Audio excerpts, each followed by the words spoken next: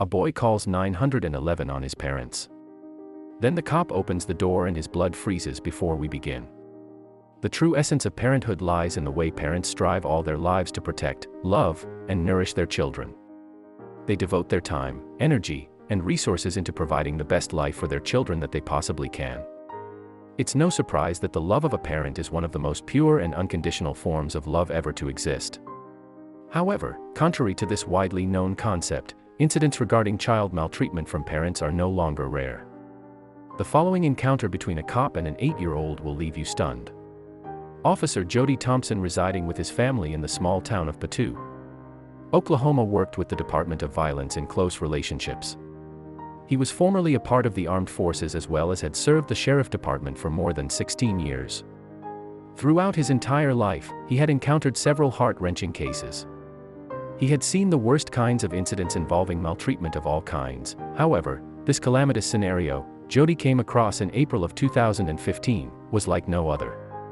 It all began when Jody received a call reporting domestic mistreatment and a possible attempt to murder inflicted upon a child by his parents. The caller was frantic, sobbing, and extremely anxious.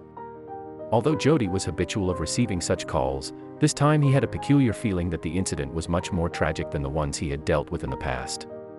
After assuring the caller, he immediately rushed to the crime scene.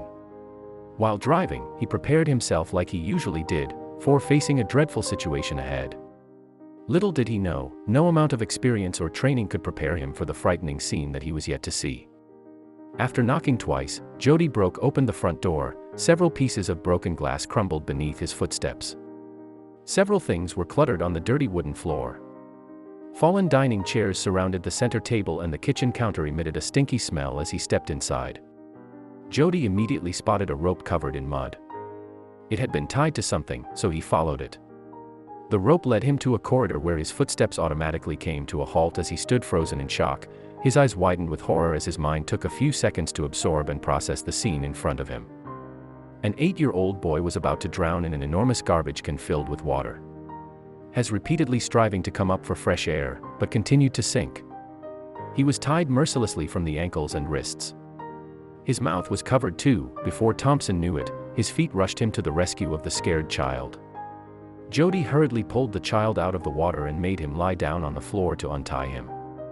As soon as the cloth dislodged from his mouth, the child began hyperventilating and screaming.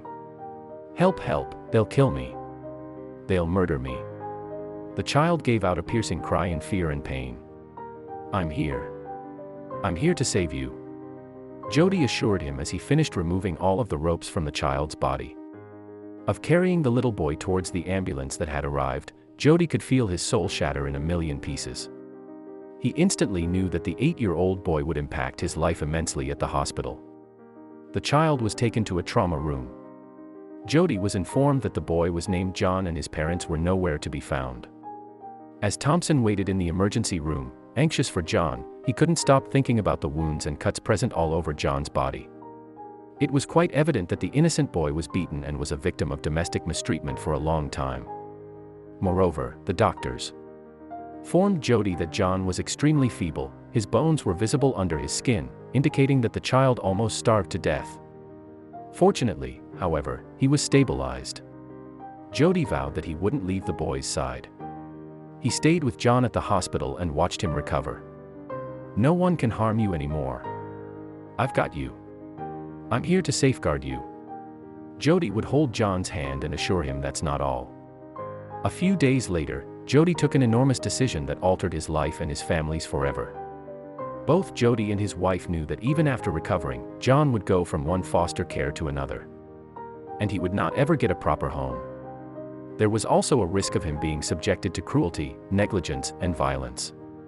Therefore, Jody and his wife decided to adopt John, since they realized that he was too precious to be dealing with any more physical or emotional trauma. Years later, the adoption turned out to be a blessing for John.